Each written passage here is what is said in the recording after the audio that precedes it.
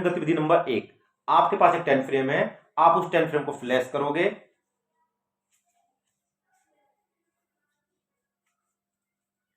जो आपने फ्लैश किया है, बच्चों के पास जो 10 फ्रेम है, सेम उसी की जैसा आपका दिखाई दे रहा है, ऐसा 10 फ्रेम बच्चे बना रहे होंगे। इसमें बच्चे केवल जो आपने बनाया है उसी को बच्चों को बना के दिखाना है। बच्चे पैरिटी करना सीख रहे हैं यहाँ पर, जो टीचर ने जितने नंबर अरेंज किए हैं उतने नंबर मैं भी अरेंज करूँ। हम पूछ सकते कितने अरेंज किए हैं, हम आ सकते मैंने कितने अरेंज किए हैं, 5 और 10 7, आपने कितने किए हैं, 7।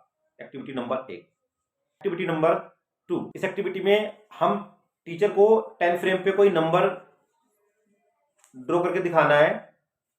10 फ्रेम पे कोई नंबर दिखाना है। स्टूडेंट ये नंबर बताएंगे, ये नंबर कितना है, वो कार्ड बता रहे होंगे, फ्लैश कार्ड, ये नंबर कितना है, 5 है।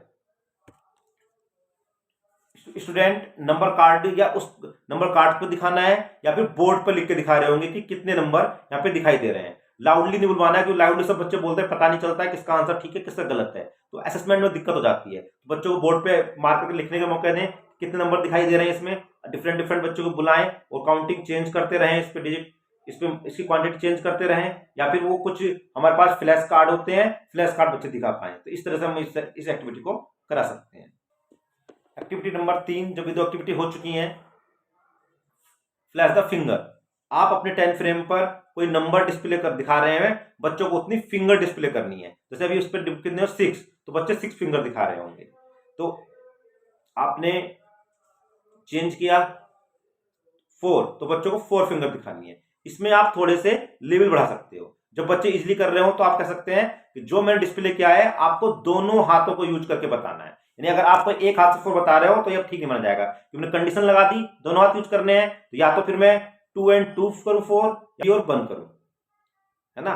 तो ये आपने कंडीशन लगा दी कि दोनों हाथ यूज करना है। जैसे आपने कहा, आपने डिस्प्ले किया 3 और कंडीशन क्या है, दोनों हाथ यूज करने हैं, तो बच्चों को 1 और 2 या फिर 2 और 1 जैसे बच्चे दोनों हाथ यूज करके बना कर रहे होंगे। या दूसरी कंडीशन लगा सकते हैं आप, एक ही हाथ को यूज करते हुए आपको बताना है।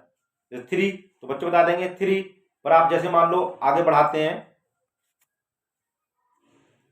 अब आपने 6 किया सपोज, अब हमने कंडीशन लगा रखी है कि आपको एक ही हाथ यूज करना है, तो बच्चे पहले 5 दिखाएंगे, उसके बाद 1 दिखाएंगे, 5 और 1। तो कितना, अब बच्चे आपका आंसर ठीक कैसे है कि 5 और 1 6 हो गए। जब 7 दिखाना है तो 5 दिखाएंगे फिर 2 दिखाएंगे। तो इस तरह आप इसकी लेयर बढ़ा सकते हैं, लेवल इसका, फ्लैश द फिंगर। इतना नेक्स्ट एक्टिविटी है, जितना मैं दिखाऊंगा उसको आप एक ज्यादा दिखाओगे। सपोज मैंने दिखाया 10 फ्रेम 6, तो बच्चे को फिंगर में एक 7 दिखाना है। मैंने दिखाया 5, बच्चे 6 दिखा रहे होंगे।